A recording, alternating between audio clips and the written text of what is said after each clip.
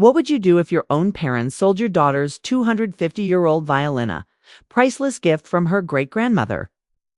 The only thing that makes her feel alive just to buy a country club membership for your sister's son. Right. My 12-year-old Sophie stood there paralyzed, her breath hitched.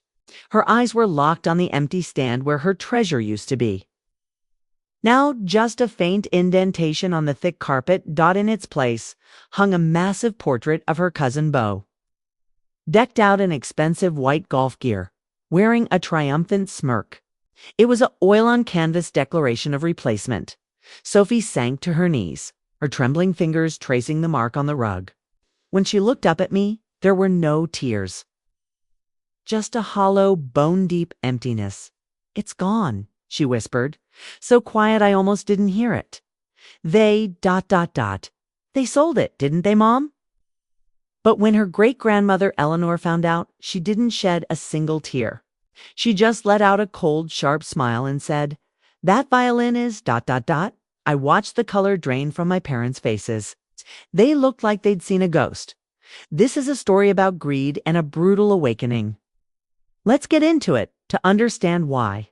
She said that I have to go back to the start. October in suburban Connecticut usually smells like fallen leaves and wealthy silence. But that day, as I walked into the Miller estate with Sophie, I smelled something else: betrayal. It was the scent of fresh paint mixed with manicured lawn clippings. Honestly, it smelled trouble before the car even stopped. You know that smell, the stench of a lie hidden under sudden luxury. New leather golf bags, heavy shoe polish, that sharp chemical odor that screams someone just blew a fortune they don't actually own. When I confronted them in the kitchen, my mother didn't even look up from her phone as she set down her teacup. "Claire, you're overreacting over an old toy," she said, her voice flat. "That $120,000 is opening the doors to Meadowbrook Country Club for Beau. It's an investment in the family's real future. Not some flighty emotional attachment to music." My sister Julianne smirked, waving her phone with pictures of Beau golfing. "And Sophie, she'll be fine with a rental. In this country, Claire, emotions don't pay Ivy League tuition. It's time your daughter learned how the real world works." Sophie had climbed out of the car, clutching her sheet music and her rosin box like they were sacred relics. Treed walked in with this light in her eyes because the most important part of her soul was supposed to be safe here. See. The Cremona violin lived at her grandparents' estate in Great-Grandma Eleanor's old music room. It was the only place with perfect climate control to preserve a 250-year-old masterpiece. Every month, a master luthier came just to check on it. That was the deal. Sophie owned it, but it stayed there. Our apartment just wasn't built for an instrument like that. Every time Sophie visited, the first thing she did was touch a tiny scratch on the violin's shoulder.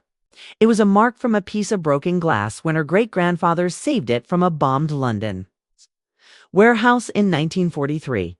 She used to tell me that scratch was proof the violin had lived a real life. Live. I didn't realize how bitter that word would become. Sophie had been humming all day, tapping out rhythms on her knee. She was already in that deep, focused world she disappears into when she plays.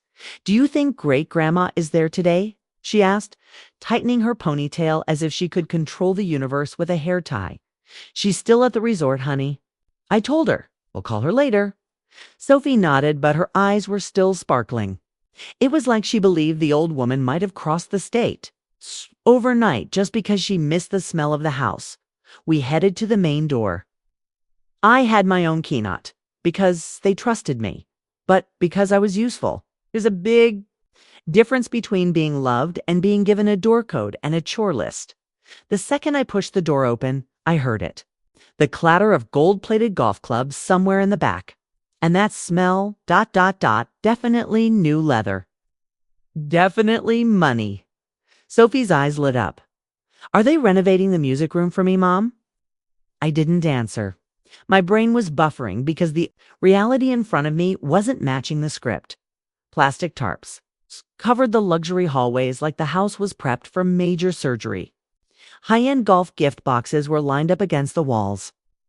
Someone had used blue painter's tape to mark the floors, a polite way of saying, "Don't touch the furniture, peasants. Mom." I called out loud enough for her to hear from whatever corner of the house she was reigning over. Silence. Sophie pointed toward the massive back window. "Mom, look." My stomach dropped. The backyard looked like an excavation site. The earth had been stripped bare. An artificial putting green was being installed, complete with a mini-golf setup. Gold-plated clubs and pro ball trays were everywhere. It wasn't finished, but it definitely wasn't modest. It was a launch pad into the elite. 'Cause why enjoy life quietly when you can flaunt it to the whole neighborhood? Sophie blinked, her voice so hopeful it made me hate everyone with my last name. "Is that for me, Mom?" "I don't know," I said carefully. "Let's just get your violin." We walked down the hall toward the music room, Great-Grandma Eleanor's sacred territory. Tea made it a sanctuary, perfect temperature, silent dehumidifiers, shelves of old scores. Sophie loved it. She said it smelled like wood polish and mint tea. I said it smelled like a person who still believed in moral boundaries. I pushed the door open. The dehumidifier was still humming. The music stand was still there, but the corner where the violin case always sat, the spot where Sophie's heart lived, was empty. On the wall where the cabinet used to be, that massive portrait of Beau was hanging in its place. A silent declaration of conquest. It wasn't moved. It wasn't put away. It was gone. Sophie didn't scream. She didn't even gasp. She just froze. Then she started walking toward that corner, slow and cautious, like she was approaching a wild animal that could snap at any second. She dropped to her knees, pressing her palms against the faint indentation left on the rug. She looked up at Beau's portrait, then searched frantically behind the armchair, desperate for a sign that the violin had just been knocked over and ignored for a few days. Then she turned to me. Her eyes held the gaze of someone who had just decoded every betrayal in her life. "They sold it, didn't they, Mom?" Her voice was a heartbreaking whisper, so fragile, as if speaking any louder would shatter the air around us. I couldn't answer right away. I couldn't bring myself to lie to her. Sophie stood up abruptly, her voice starting to crack. "Mom, did I do something wrong? I can practice harder. I won't ask for anything else. Please, don't let them take it. It's the only thing that makes me feel real." Tears started streaming down her face, but she tried to fight them back, wiping them away with the back of her hand like even crying was an inconvenience. "I'm sorry. I'll be better. I promise." I pulled her into a tight hug, feeling her small body shaking in my arms. "It's not your fault, baby. Never your fault. I'll figure this out. I promise you." Sophie nodded, but I could feel it. She didn't believe in adult promises anymore. In this family, she had learned the hard way that a promise is only worth as much as the person's desire to keep it. She wasn't even angry. That was the worst part.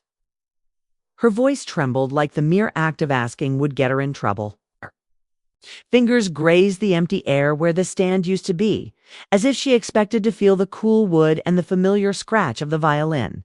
Something solid, something real. And when she touched nothing but a void, she recoiled her hand like she'd touched a hot stove.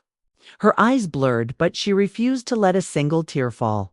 She just gave a sharp nod, forcing herself to swallow the brutal reality. I didn't say anything, mostly because I didn't have the words. But I could feel the storm brewing, and I hated that my kid was standing right in the eye of it. I left Sophie in the music room alone. I didn't want her to see my face when I finally found the truth. I marched toward the kitchen. My mother was there, of course. She always manages to be in the kitchen when she wants to look like she's the one holding this family together. One hand was wrapped around a bone china teacup, the other scrolling through her phone. Her hair was up in a perfect bun, looking busy, which in my family is just code for being busy ignoring something important. My father sat at the table, casually browsing news on his tablet with the smug confidence of a man who believes the world will always move out of his way. My sister Julianne was perched on a high stool, sipping some overpriced green juice. She didn't even look up when I walked in. She rarely does. Where is Sophie's violin? I cut straight to the chase. My mother blinked slowly, looking confused as to why I was bringing up such an inconvenience while she was enjoying her tea. "Good morning to you too, Claire," she said. I just stared at her. My father sighed. What now? I could feel my heart doing that annoying thud, the one where it wants to jump out of my chest and find a quieter family. "Sophie's violin?" I repeated. "Where is it?" Julianne snorted, eyes still glued to her phone. "Oh, for God's sake." My mother took a sip of tea. Her father handled it. Handled it. That phrase was a massive red flag written in fancy cursive. Handled it how? I pushed my father. Finally looked up. "We sold it." The room went dead silent, like the house itself was holding its breath to see what would happen next. I was floored. "You sold it?" "Yeah," my father said, his voice as casual as if he were explaining a tax bracket. "It was valuable, and it was just. Sitting there, your grandmother doesn't even use it anymore. It wasn't hers to sell," I snapped. "It belongs to Sophie."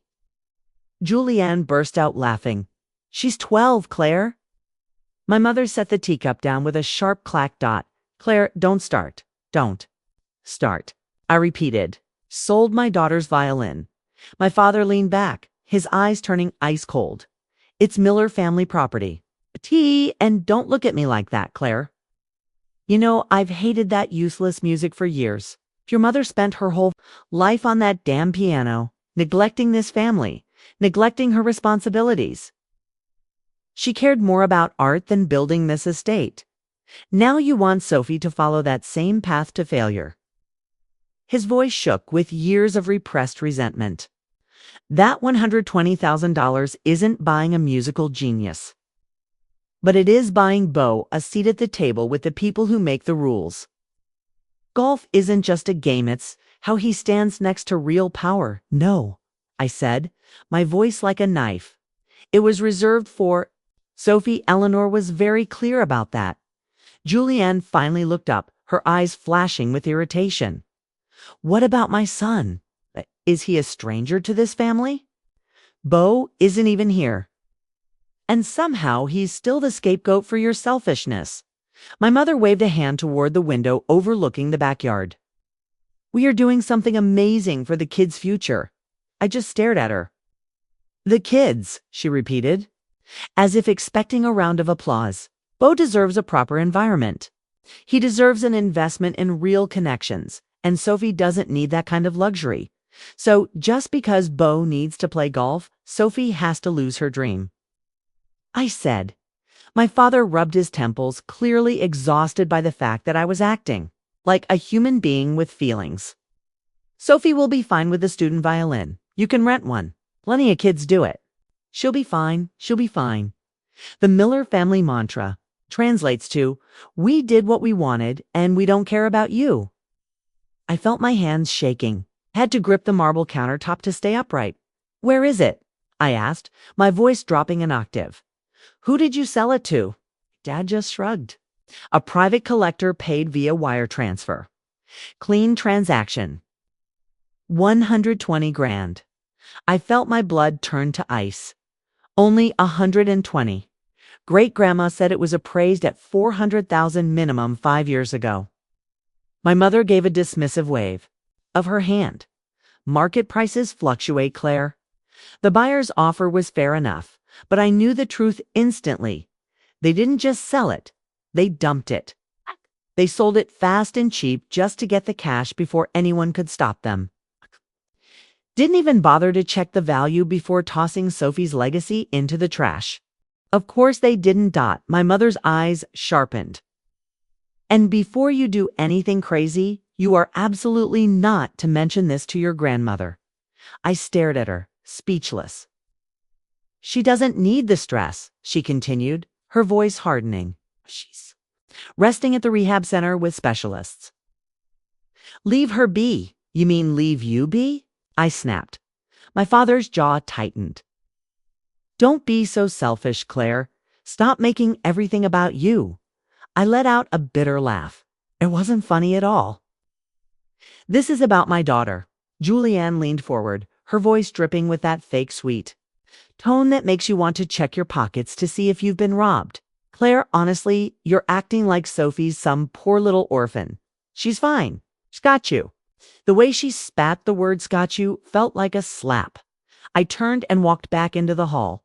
Sophie was still in the music room, standing in that empty corner like she was waiting for someone to tell her she actually mattered.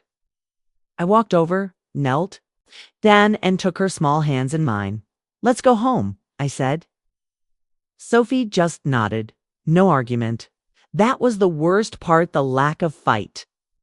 She just pulled into herself, like she'd been trained to accept this kind of injustice her whole life. As we left, my mother called out after us, "Claire, don't you dare call Grandma. You hear me?" I didn't answer. I heard I just didn't care anymore. And that was the moment I knew I was going to tell Eleanor everything. On the drive back, the silence in the car was suffocating. Sophie just stared out the window. Then she asked in a voice so tiny it made me want to pull over and scream, "Mom, was it because I wasn't good enough?" I had to swallow my own tears. "No, baby, not you. Never you." That night in our cramped little apartment, Sophie kept practicing. She drew piano keys on the wooden desk with a pencil. She'd press her fingers onto the dry wood, eyes shut tight, like she could still hear the melody in her head. Every time her fingertips hit the desk, all I heard was a hollow thump-thump, thin, lifeless, and a total insult to the music she deserved to make. I stood in the doorway, pretending I was just passing by, pretending everything was fine, pretending my daughter hadn't just had her world stolen. Sophie finally stopped and put the pencil down. "I can still practice, Mom," she said carefully. "It's just ... little harder." "I know," I said. She nodded, staring at her hands. "Maybe Great-Grandma. Maybe she didn't want me to have it yet." My chest felt like it was being crushed. Sophie had spent weeks in that music room with Eleanor, learning things I could never give her. And now these people had turned all that effort into soulless golf holes. A few days later, Beau came to see us without Julianne knowing. He stood at the door watching Sophie play on the wooden desk. This time, he didn't look curious. He looked guilty. "Why are you still practicing?" Beau asked, his voice shaking. "Doesn't even make a sound." Sophie stopped and looked up at him. "Because the music is in my head. Beau, no one can take that, even if they take the violin." Beau just stood there for a long time. I saw the tears pooling in his eyes. "Do you ... do you hate me?" Sophie shook her head. "No. Why would you think that?" Because my mom said the violin was sold to give me a better chance. But I don't want it. I hate golf. It's good golf. I hate the stupid outfits and having to smile at people I don't like." As Beau turned to leave, he secretly pulled out his phone and filmed Sophie practicing on the desk, her face tight with painful concentration. That night, I got an anonymous email titled "For Sophie." It was the video, with a short note. "She deserves it more. I'm sorry for everything, Beau." But Beau's change didn't happen overnight. Over the next few weeks, I noticed him getting quieter. Around his mom, Julianne kept bragging about his golf talent. But every time they headed to the range, Beau's eyes looked dead. One afternoon, I accidentally overheard him on the phone with a friend. "I hate golf so much. But if I say anything, my mom cries and says I'm letting Grandma down. They sold Sophie's violin just for this. Now I have to pretend to be happy." That's when it hit me. Beau wasn't some spoiled brat. He was just another hostage in the adult's ego trip.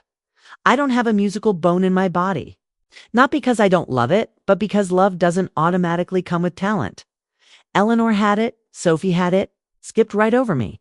Like the universe looked at this family and said, "Let's not put all our eggs in one basket." Eleanor used to sit next to Sophie, correcting her bow hold with just 2 fingers and a sharp look. She'd say things like, "Your left hand is talking too loud." That always made Sophie giggle before she fixed it instantly. She praised her in a way every kid craves, specific and honest. Better. Now that is better. It wasn't that empty good job you say while staring at a phone screen. Sophie felt seen with her. In a house where she usually had to shrink herself just to fit in. At the Miller estate, Beau could scream, spill juice, and run through the halls. Like a little prince. Everyone thought it was cute. It was just energetic. Julianne, her husband, and Beau had lived there on a temporary arrangement that had lasted long enough for them to grow deep. Toxic roots. Sophie was hardwired to be silent, polite, and grateful. If she laughed a little too loud, my mother would remind her, "Indoor voice, sweetie," with a smile that never quite reached her eyes.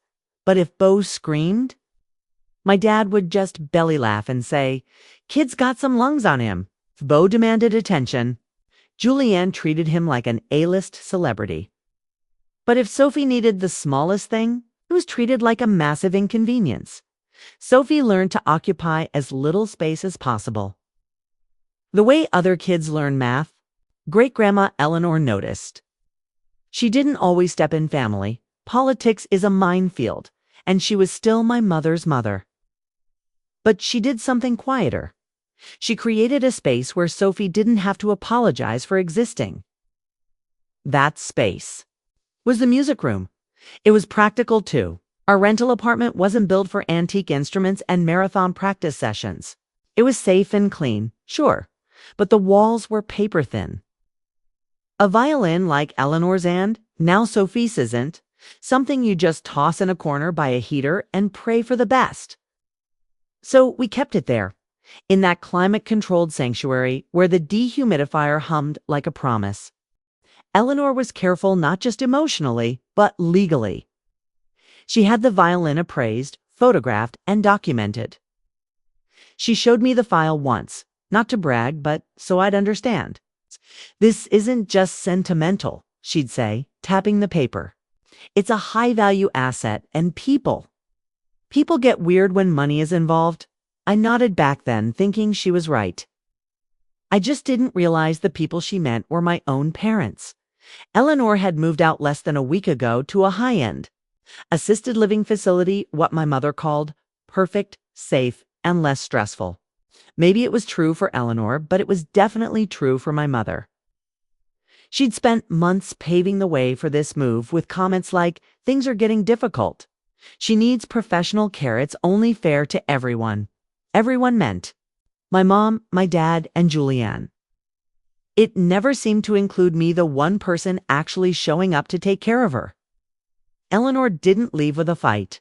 She left the way she did everything, spine straight, quiet dignity. But the second she was gone, the energy in the Miller estate shifted.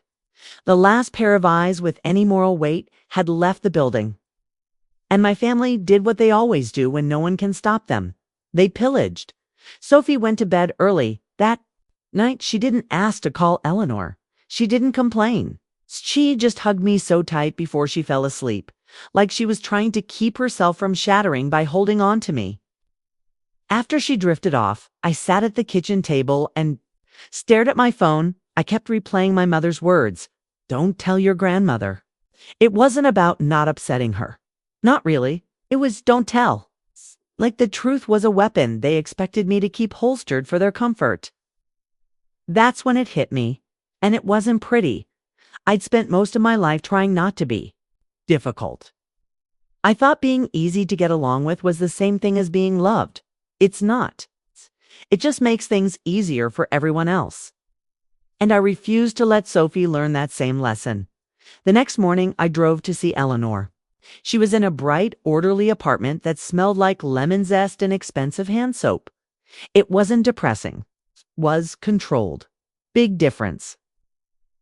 The receptionist smiled and asked who I was there to see, as if my family hadn't just self-destructed. "Margaret." "Eleanor Miller." I said, "Oh," she said warmly. "She's in the sunroom. She's been expecting you." Of course she had.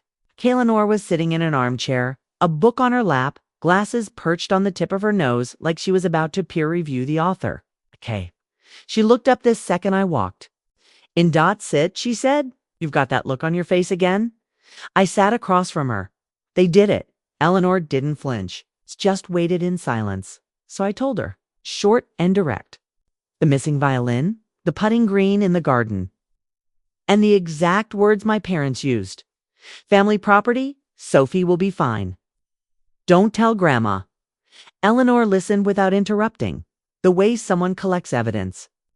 When I finished, she slowly closed her book. And Sophie? She asked. She's too quiet, I said. She asked if you changed your mind about her. Eleanor's expression didn't soften.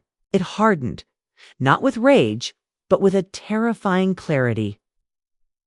She thinks it's her fault, she whispered. I nodded. Eleanor stood up, walked to a cabinet, and opened a locked drawer. She pulled out a thick folder labeled Sophie's Violin Emergency Protocol. She laid it on the table in front of me. I've been preparing for this day for 5 years, she said, her voice deathly calm. I couldn't stop them, Claire. If I'd stepped in early, they would have just learned to hide it better. I had to let them expose themselves, to let every act of theft and forgery leave an undeniable paper trail. I knew Sophie would hurt, but if I didn't let them show their hand, she'd spend her whole life being trampled on without knowing how to fight back. This isn't revenge. This is a survival lesson I need to teach both of you. Never trust blindly. Not even blood. Eleanor gently twisted the heirloom ring on her thin finger, her eyes looking into the distance where the soul of this family was fracturing. I prepared for this 5 years ago, Claire, she repeated, her voice dropping an octave. If I'd stopped them then, they'd only have learned to hide Sophie's assets better. Sometimes you have to let the tumor fully reveal itself before you can cut it out at the root. I knew Sophie would be in pain, but if I didn't let them unmask themselves, she'd spend her life being crushed and never even know why. I know my son Thomas has always been jealous of my love for music. He saw it as weakness, the reason I neglected building the business empire with him. Him targeting Sophie's violin wasn't an accident. It was his way of proving to me that his path was the only one that mattered. She opened the folder.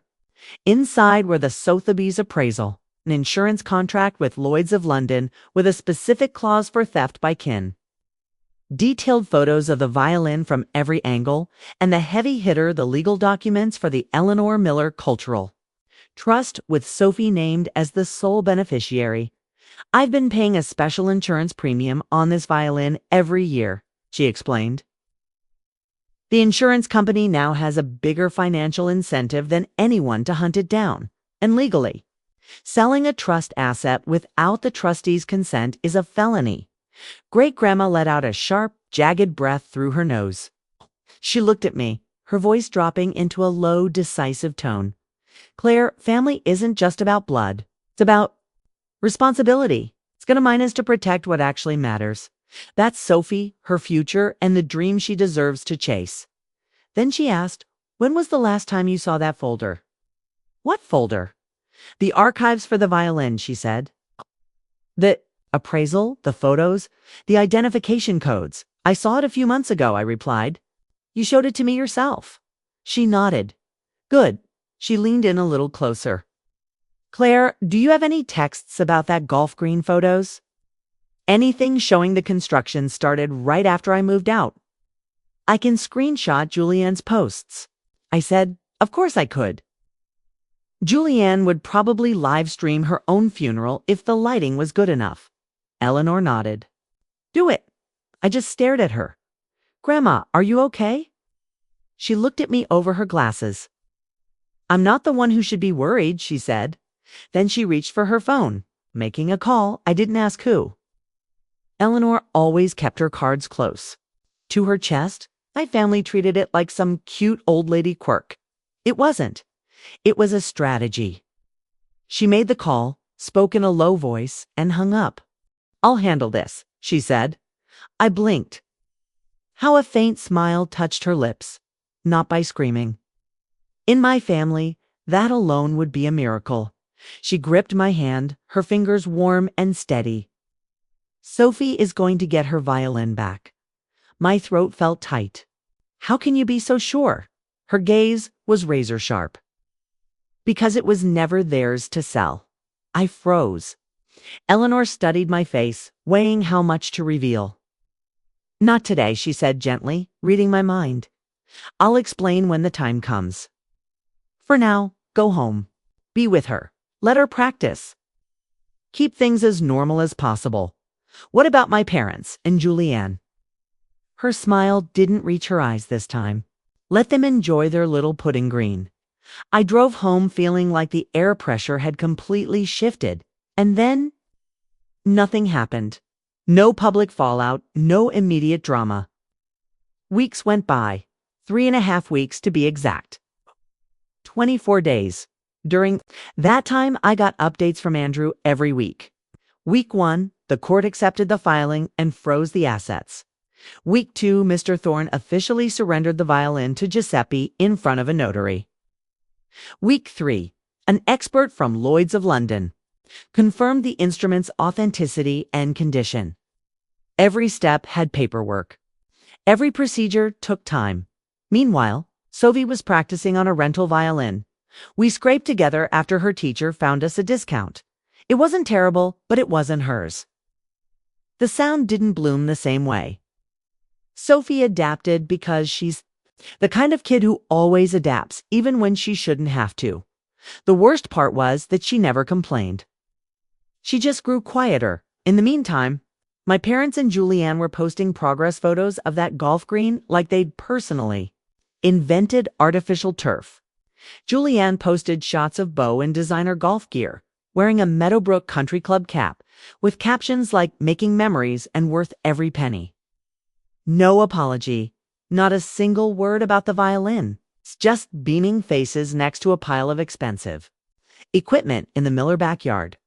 Then the invitation dropped. It wasn't even sent to me personally. It just fell into the family group chat like a flyer stuck on a telephone pole. BBQ, Saturday.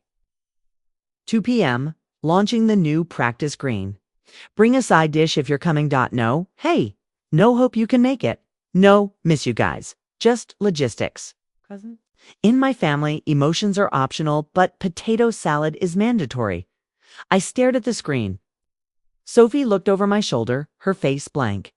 Are we going, Mom? I opened my mouth, but I didn't have an answer. The next morning, Eleanor called. We are going, she said. I swallowed hard. Grandma, what are you planning? Her voice was level. I'm doing what I should have done a long time ago. I started to ask more, but she cut me off. Claire, I won't let Sophie watch you quietly swallow injustice anymore. My chest tightened. Okay, there was a silence. Then she added, everything is already in motion.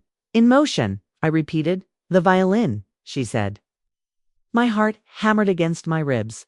What do you mean? She just smiled through the phone. You'll see soon enough. One Sunday morning, a text from Julianne hid the group chat. VIP member launch at the Meadowbrook Country Club this Sunday. The whole family must be there. It wasn't an invite. It was a command. Sophie and I showed up. Julianne was there in an expensive dress, trying to look perfect, but the nerves made her makeup look mask-like. She was flaunting her diamond member card on social media when we walked in. Right then, the roar of a luxury engine echoed outside. Eleanor arrived in a black limo, followed by Andrew. She stepped into the event with a calm that turned the air to ice. The entire room went dead silent. The Millers' grand living room and foyer looked like a glossy ad for a high-end golf lifestyle. October sunlight hit the artificial turf they'd installed right in the middle of the foyer. Professional-grade pudding green with polished stainless steel holes. Gold-plated alligator skin golf bags stood on oak racks, where shelves of books and music scores used to be. Julianne was there, champagne in hand, loud talking about the diamond membership she'd just secured like she was hosting a live infomercial. For success. My mother stood by the racks in her matriarch of the family pose she probably practiced in the mirror. My father stood nearby, smiling with the smug satisfaction of a man who feels like every choice he's ever made was just validated by the smell of money in the room. Then Sophie and I walked in. My mother's smile flickered just for a second. It wasn't surprise. It was annoyance that we had the audacity to show up. "Claire," she said with that fake bright tone. "You made it, Dot?" "Hi, Mom," I said. Julianne scanned Sophie from head to toe. "Hey!" Sophie gave a polite nod, silent, exactly like she'd been trained to be. Bo took a putt on the green, whacked the ball, hit the cup with a dry, hollow sound. The crowd cheered. Julianne beamed. Sophie stood next to me, her hands white-knuckled around her backpack straps. I watched her eyes wander over the fake grass, the massive portrait of Bo, the empty trophies, everything her violin had been sacrificed for. Sophie swallowed hard. I put a hand on her shoulder. She leaned into me without looking up. That's when I knew I wasn't here for revenge. I was here because my daughter deserved to see what happens when you refuse to let people rob you and then demand your gratitude. For it, my father clapped his hands for attention. "All right, everyone, food and drinks are ready." My mother laughed. "And before we eat, I just want to say how happy we are to finally turn this estate into something practical. A place where Bo can truly invest in his future." The room erupted in applause. Julianne raised her glass and her glittering VIP card. To the prosperity of the Miller line. She toasted. More cheers. Right then, someone asked, "Where's Eleanor? Isn't she coming?" The smile on my mother's face stiffened. "She's busy," she snapped. Right at that moment, the unmistakable clack, clack, clack of sharp heels on the marble floor echoed through the hall. I turned. Great-Grandma Eleanor walked in. No wheelchair. No frailty. She was wearing a crisp white silk shirt, tailored trousers, and an expression so calm it turned the air cold despite the fireplace. Beside her was Andrew, her lawyer, holding a thin folder. The room went dead silent, the way a crowd does when the atmospheric pressure suddenly drops. My mother turned pale. My father's smile froze. Eleanor stepped forward, her eyes scanning the putting green like she was looking at a pile of trash. "Well," she said pleasantly, "you've turned my music room into an amateur playground." I see. My mother forced a laugh. "Mom, it's a party, I know." Eleanor said, "That's why I'm here." She looked at me, then Sophie. Sophie stood up straight, her spine finding a sense of safety. Eleanor's eyes softened for a fraction of a second before she turned back to my parents. "I heard you sold the Cremona," Eleanor said. My mother's lips thinned. "We didn't want to upset you." Eleanor raised a hand. "You didn't want to face the consequences." The words landed like a physical slap. My father cleared his throat. "Let's talk about this in private, Mom." Eleanor smiled. A cold, humorless expression. "Oh, Thomas. You've had plenty of private time to plan this." A murmur rippled through the guests. Someone looked awkwardly at the VIP card in Julian's hand. Eleanor turned to the crowd. "I won't take much of your time. I know you're here to celebrate the new Miller prosperity." Julianne snapped. "This is insane." Eleanor ignored her. She looked my parents in the eye and said calmly, "That violin is an asset protected by the Eleanor Miller Cultural Trust." The silence that followed was razor sharp. My mother blinked. "What?" Eleanor continued. "I am the trustee. Sophie is the beneficiary. That violin was never family property for you to dispose of." My father stared at her. Julianne's face turned bright red. "You can't do that." Eleanor's gaze swept over her. "I already did." Andrew stepped up and opened the folder. Eleanor didn't look at him. She kept her eyes locked on my parents. "I have complete records. Sotheby's, appraisals, infrared photos, serial numbers. And, most importantly, the insurance policy with Lloyd's of London. I know human nature well enough to have prepared for a day like today." Andrew spoke up, his voice professional and freezing. "To be clear, legally, you sold an asset belonging to the Eleanor Miller Cultural Trust without legal authorization. The signature on the transfer contract has been independently analyzed. does not match Eleanor's handwriting. My father cut in, his voice shaking. She gave verbal consent. I just helped her sign the papers because she didn't want the hassle. Andrew replied coldly. Verbal consent has no legal standing for assets worth hundreds of thousands of dollars. Furthermore, you had no power of attorney. But even more interesting, the handwriting expert found this. The signature was written with a black Parker fountain pen, the exact type Eleanor uses. We checked the security cameras at the notary's office. You showed up alone, Thomas, carrying a brown leather briefcase, the one Eleanor left at the estate before moving out. In that case, there was the Parker pen and several old samples of Torty, of her signature on other documents. You practiced for days, didn't you? But you weren't good enough. The slant was off by 12 degrees, and the pressure was inconsistent. My dad flinched, his face turning a deep, sickly crimson. Julianne backed away, whispering, You said you just needed to handle the paperwork. Andrew pressed on, his voice calm. But cutting like a razor. What's worse is the valuation.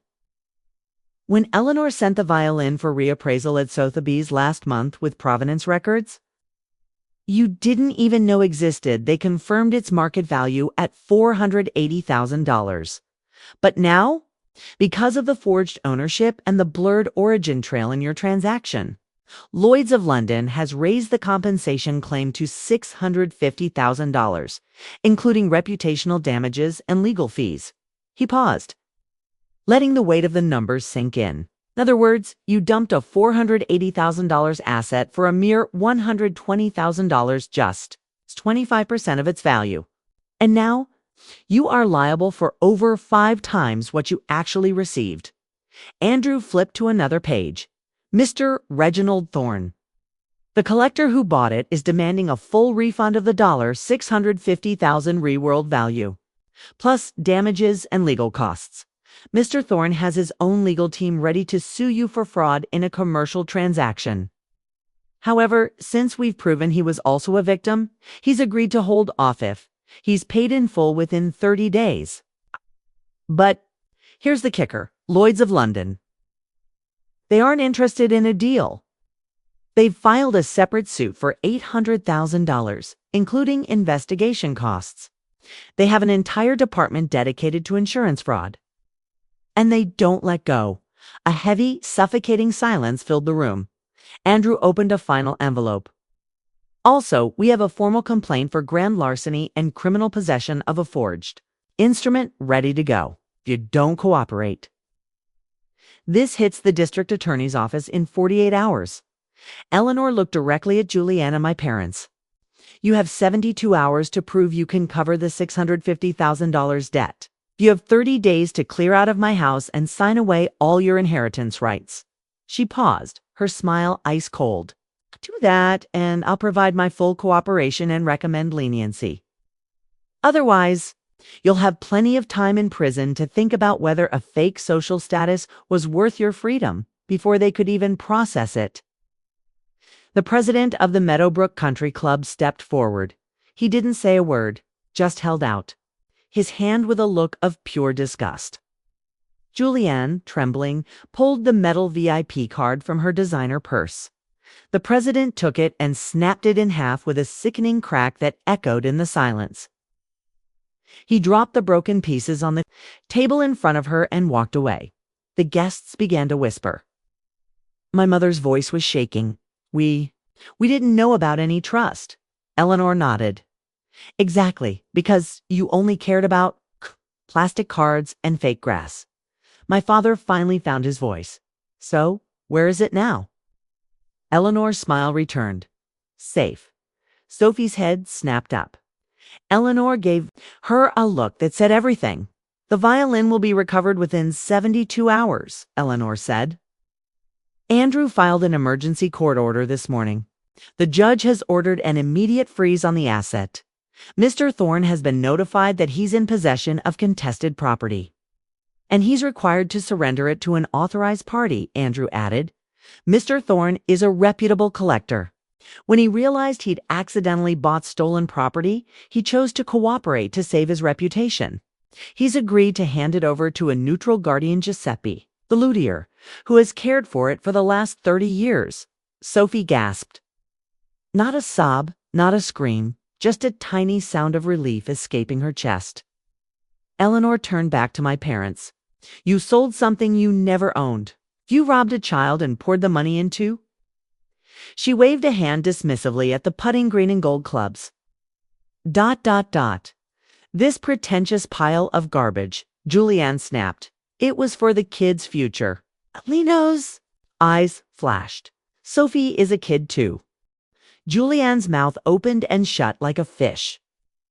She looked toward Beau, who was standing sullenly by the golf holes, trying to use him as a shield.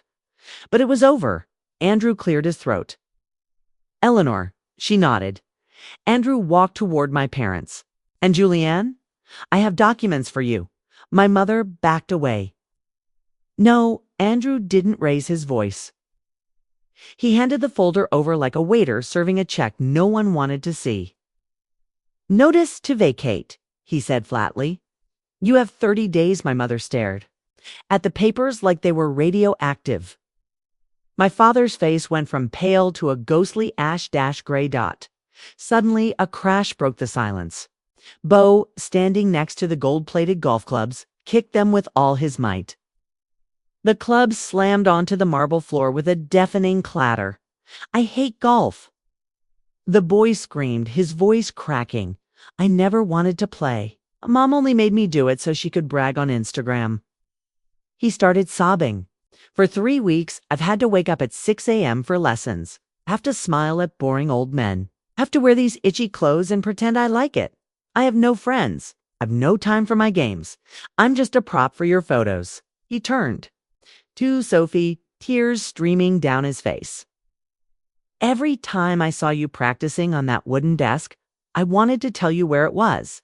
But I was scared. Was scared of Mom, scared of everyone calling me a traitor. I'm sorry, Sophie. I should have. Been braver. Beau stormed out, leaving Julianne frozen. Her face went ghost white as she realized she'd turned her son into the one thing she hated most. A total fraud. Then came Julianne's voice, a high-pitched screech that had lost all its power. Are you seriously kicking us out, Mom? My great-grandmother tilted her head. You guys amaze me. Why do you sound so shocked? That's the part I'll never understand. My mother's hands were shaking uncontrollably. Mom, you can't. This is my home. Eleanor's expression didn't budge. This is a house. You were staying in for free. There's a massive canyon between those two definitions. Susan? I felt Sophie press closer against me. Julianne's eyes flashed with pure venom. This is all your fault, Claire. No, Eleanor cut her off. It's because you sold a child's instrument to fund this soulless playground like you were playing a game of Monopoly. My father finally spoke up, his voice cracking. We renovated. We increased the property value. Eleanor narrowed her eyes. You upgraded your own ego with stolen money. In a house where your names aren't even on the deed, my mother looked like she was about to faint. Out on the lawn, the guests suddenly remembered they had somewhere to be. Wine glasses were set down. Conversations died mid-sentence. Someone let out a nervous laugh a second too late, then choked it back. Sophie whispered, Mom. I looked down. Her eyes were swimming in tears, but she wasn't letting them fall, doing that thing kids do when they don't want to make the adults feel awkward. I squeezed her shoulder and looked my parents and sister dead in the eye. I didn't shout, but I made sure every eavesdropper heard me. Sophie is not a second-class citizen in this family. My mother winced. Claire, honey, no, I said. I am done being easy for even one more second. Julianne snorted. So what? Sophie gets everything, and Beau gets nothing. I let out a dry, hollow laugh. She's just getting her violin back. Julianne. Eleanor took a step toward Sophie. Her voice softened. Sweetheart, you never lost it. They just ripped it out of your hands. Sophie's lip trembled. I thought I did something wrong.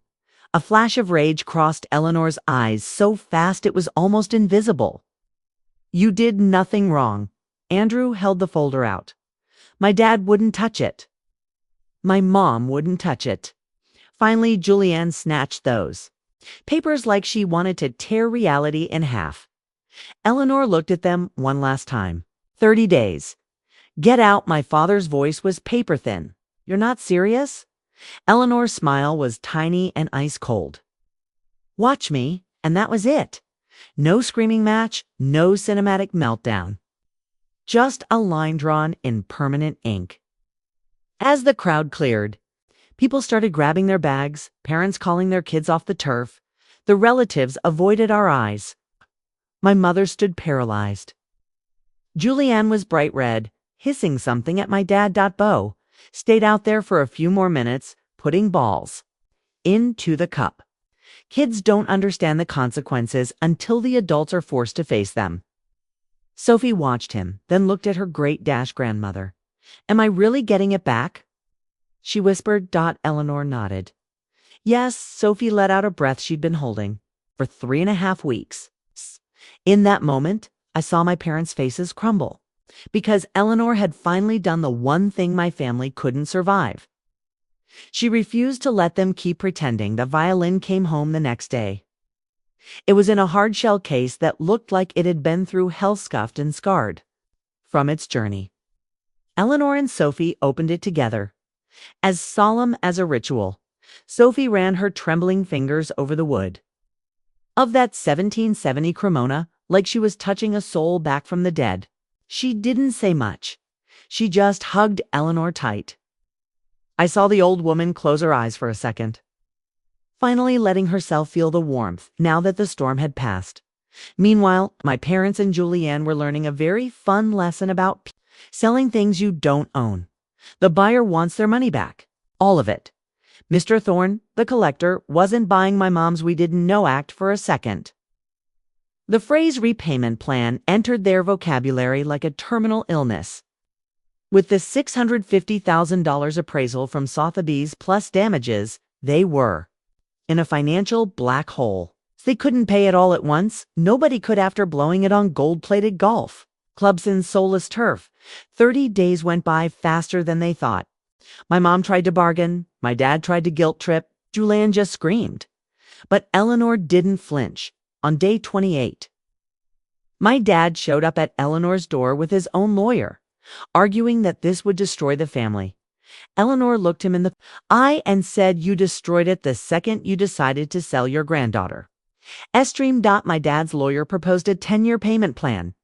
Andrew looked at it, then rejected it for being too high a risk for a debtor with zero collateral. In the end, they struck a deal.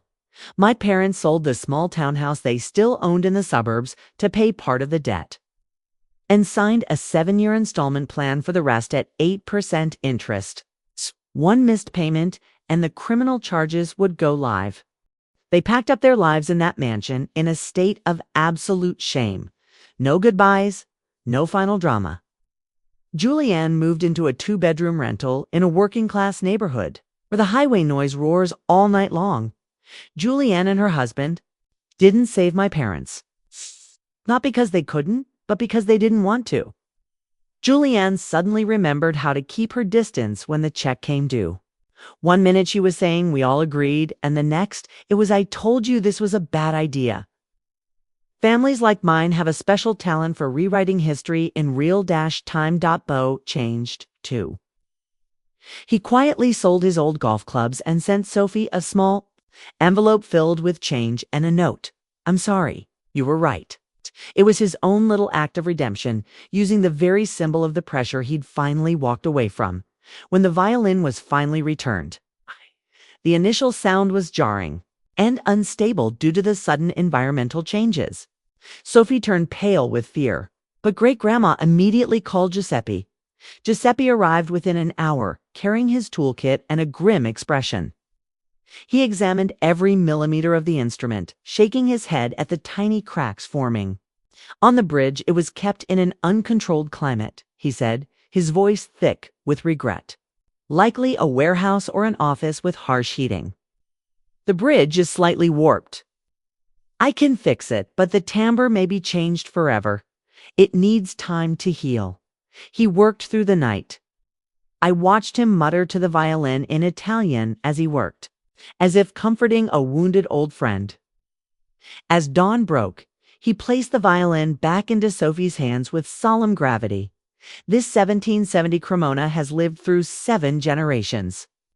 2 world wars and countless hands, some loving, some careless, some greedy, he said. It was broken in Berlin in 1945, abandoned in a musty basement in Paris, and then rescued and brought back to life by your great-grandfather.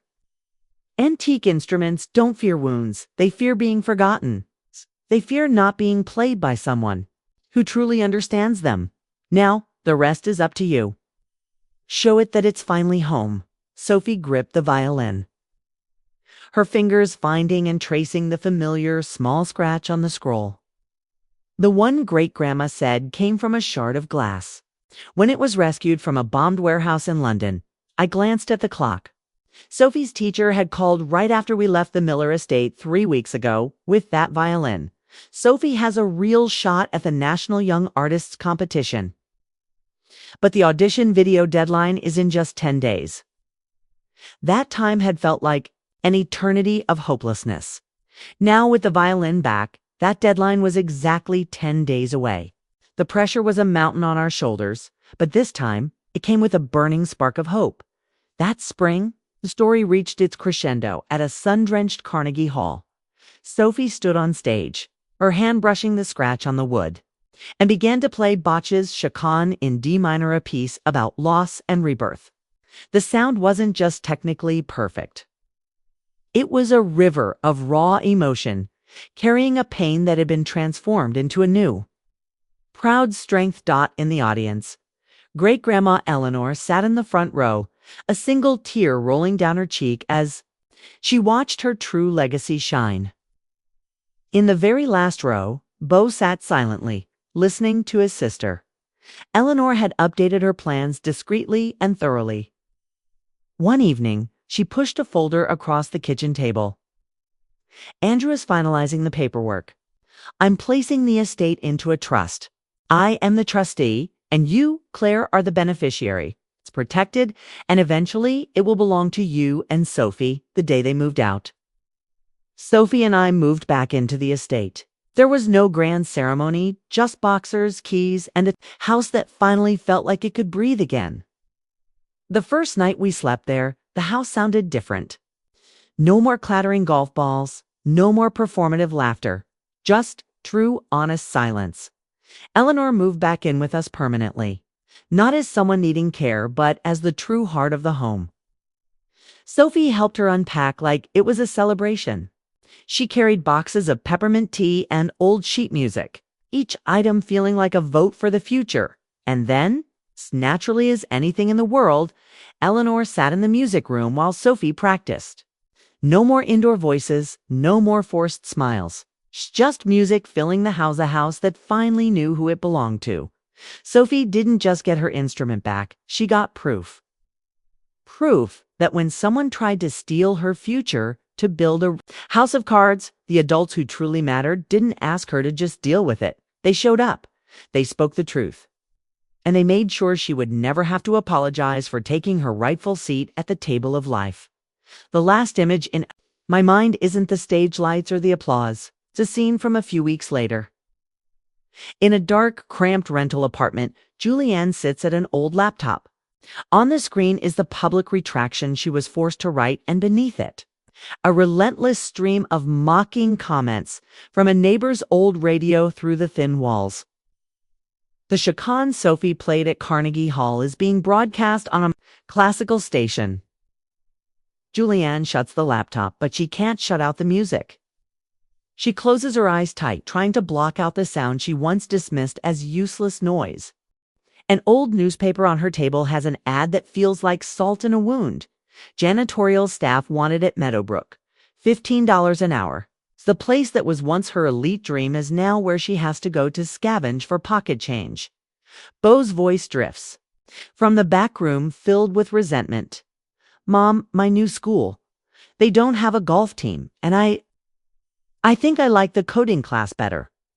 Julianne sits motionless in that small room, haunted by the music she rejected, the betrayal of her own son, and the ghost of a total social bankruptcy. Eleanor didn't just demand the money back. She went for the jugular, sending a detailed report on illicit asset origins straight to the Meadowbrook Board of Directors. In high society America, there is no humiliation more absolute than being blacklisted from an elite club for financial fraud in front of the very people you've spent years trying to impress. Julianne now sits motionless in a cramped, drafty rental, surrounded by the wreckage of the very privileges she once worshipped. Back at the Miller estate, in a music room, flooded with golden light, Sophie carefully places the Cremona back onto its original stand. She brushes her fingers against the old scratch on the wood and smiles. Great-Grandma Eleanor sinks into her armchair, looking her age for the first time since the storm began. "I took no pleasure in doing that to my own son Claire," she says softly. "But there are times when love must step aside for principle. Otherwise, love is just a mask for enabling a crime." Sophie sets the violin down and goes to hug her. "I understand, Grandma. And I'm so grateful for you." The three of us sit in silence for a long time. There is no boisterous laughter, no shiny Hollywood ending. There is only the fragile peace of those who have fought and won, but still carry the scars of the battle. Outside the window, the Connecticut autumn is bleeding into winter. The leaves are falling away, much like the old version of this family had to fall away to make room for a new beginning, one that isn't perfect, but is, at long last, honest. The violin has returned, but it's the things that survive the fire that are truly immortal. Sophie's story is living proof that talent and resilience are the only things that can't be stolen.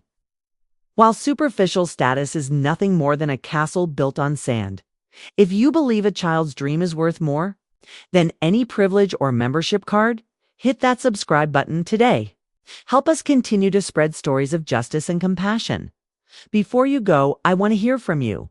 Was Eleanor's move a justified punishment for greed? Or was she too cruel to her own flesh and blood? Drop your thoughts in the comments. I read every single one. Thanks for watching, and I'll see you in the next journey for justice.